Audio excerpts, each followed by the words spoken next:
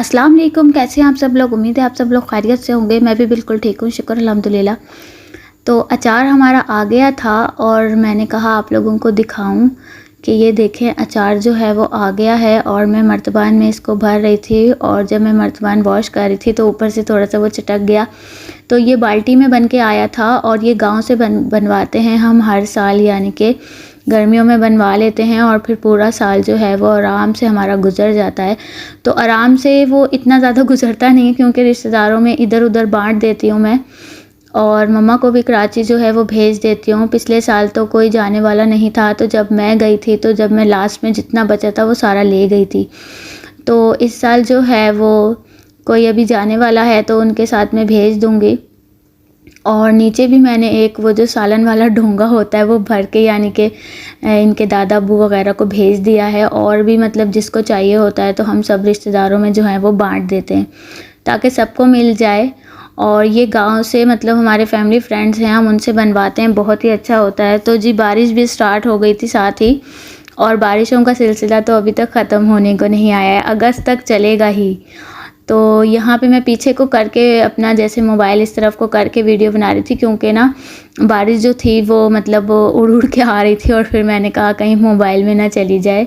तो ये देखें इस तरह से ना मैं पीछे पीछे करके बना रही थी। तो ये अभी सुबह का ही टाइम था और फिर मेरे हस्बैंड जो थे वो फरमाइश करने लगे कि जी पकोड़े खाने।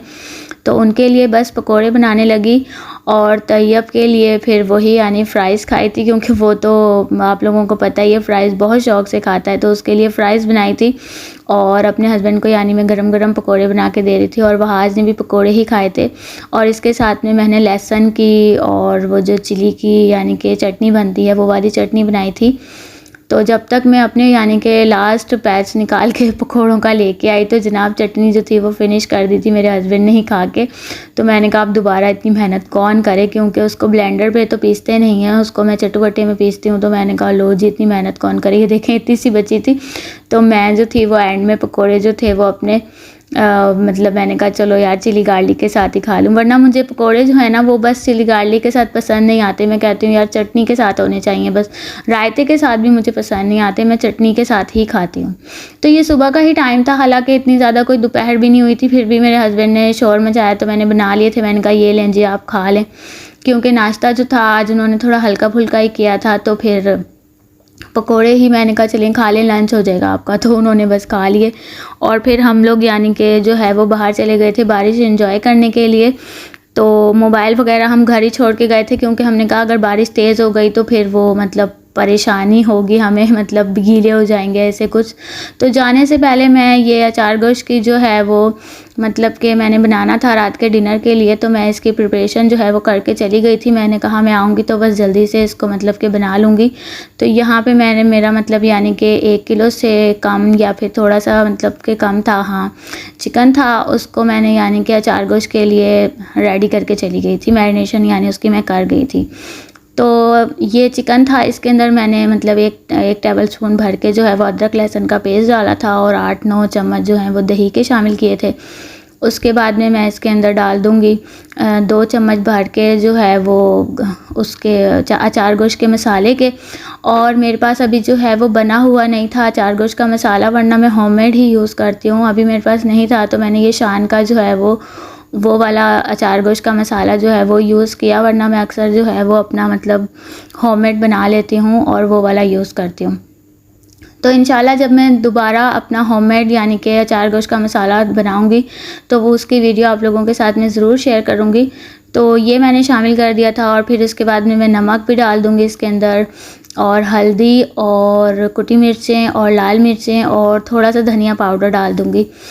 तो धनिया जो है वो मैं अक्सर इसमें साबित डालती हूँ, जब भी मैं अचार गोश्त बनाती हूँ उसमें मैं साबित डालती हूँ कुटा हुआ। लेकिन अभी मैंने जैसे आपको बताया कि हमने बाहर जाना था और जल्दी में थी तो इसलिए मैंने पिसा हुआ ही धनिया डाल दिया क्योंकि उसका बहुत अच्छा फ्लेवर आता है अचार गोश्त पे, तो इसलिए मैंने वो मतलब के पिसा हुआ इसमें शामिल कर दिया था। और बस मैं इसको अच्छे से मिक्स करूँगी और मैं इसको रख के मतलब के फ्रिज में तो चली जाऊँगी ताकि ये 1 घंटे तक या 1.5 घंटे तक, जब तक हम बाहर इंजॉय कर रहे थे तब तक ये अच्छे से जो है वो मैरिनेट हो जाए। तो इस तरह से करने से एक मसला जो है वो हल हो जाता है कि एक तो जब आप अचार गोश्त बनाते हैं उसकी बोटियाँ जो हैं वो टूटती नहीं है, जैसे कि अगर आप उसको भूनें या कुछ करें।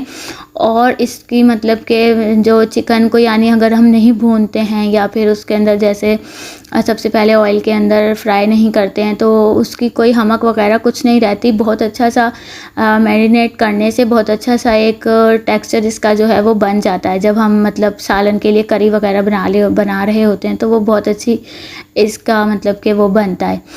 तो बस यहाँ पे फिर हम वापस आ गए थे और हम वही बारिश में भीगते हुए आए थे, तो घर आके नहाया धोया। उसके बाद में फिर मैंने जो है वो रात का डिनर बनाया, और रात का डिनर बनाते हुए मैं बहुत लेट हो गई थी मुझे, क्योंकि नहाने के बाद जो है वो मुझे बहुत ज़्यादा सुस्ती सी चढ़ गई थी और दिल चाह रहा था कि बस सो ही जाऊँ, उठूँ ही नहीं यार। आज तो मेरा बिल्कुल दिल नहीं कर रहा था।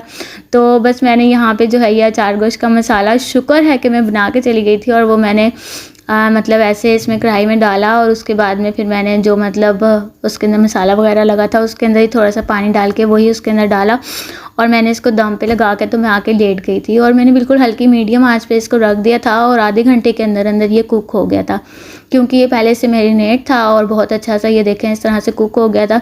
तो फिर मैंने टमाटर जो थे उनको मतलब हल्का सा चॉप्ड किया, और अलग ऑयल के अंदर उनको भी मैंने यानी अच्छे से भून लिया था दूसरे पैन में।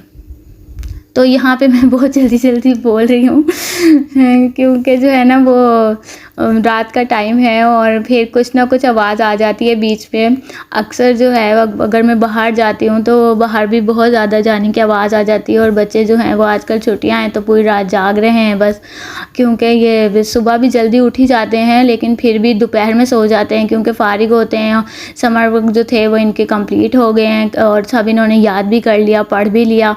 तो अब यानी बस कुरान शरीफ पढ़ते, नमाज़ पढ़ने के बाद फ़ारिग ही फ़ारिग। और इतना बाहर पानी है, इनको बाहर भी कहाँ लेके जाया जाए। अगर साइकिल चलाने के लिए भेजूँ बाहर तो सच में मैं आप लोगों को बताती हूँ कि कल हमारे साथ क्या हुआ। इनके डैडा जो थे वो वॉशरूम में थे, और मैंने मतलब इन दोनों को साइकिल निकाल के तो बाहर मतलब स्ट्रीट में छोड़ दिया। मैंने कहा चलो तुम लोग चलाओ, मैं ऊपर से ना तुम्हें देख रही हूँ।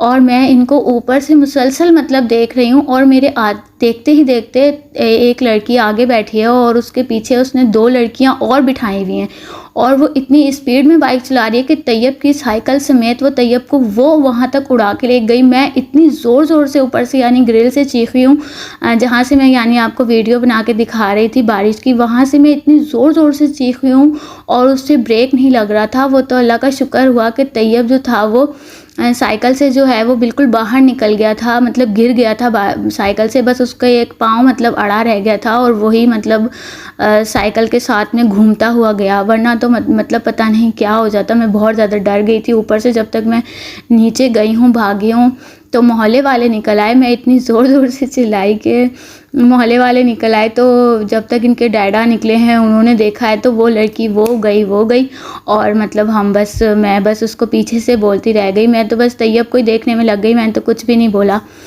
और बहुत ज़्यादा मतलब कि बच्चों का जो है वो डर है, इसी वजह से मैं इनको अकेले बिल्कुल स्ट्रीट में निकालती भी नहीं हूँ।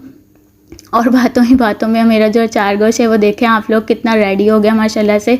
तो ये बहुत क्विक एंड इजी रेसिपी है, आप लोग चाहें तो ट्राई कर सकते हैं, और फीडबैक ज़रूर दिया करें। अगर मेरी वीडियोस आप लोगों को अच्छी लगती हैं तो लाइक किया करें, शेयर किया करें, सब्सक्राइब करना ना भूला करें। मिलती हूँ अपनी नेक्स्ट वीडियो में, जब तक के लिए अल्लाह हाफिज़।